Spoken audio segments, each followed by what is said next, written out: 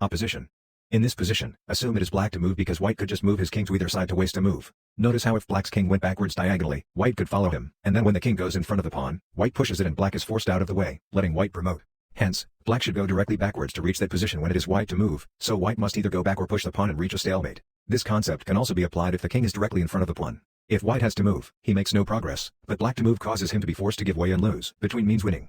As you might have realized from the opposition example, if only white could skip a turn, he would win. Luckily, this is alleviated as long as there are squares between his king and his pawn, so he can just move his pawn to get the opposition. Sixth always wins. In king and pawn versus king endgames, if one's king is on the 6th rank in front of his pawn, and said pawn is safe, he always wins, no matter what. He just brings his pawn forward, and either has opposition or can win it. Square of the pawn. If the side with the pawn's king is too far to interfere, then you can discern the result of the game by making a diagonal from the pawn to the promoting rank, aiming towards the side of the enemy's king. Then, draw a line down to the rank of the pawn and complete the square by drawing a line back to the pawn.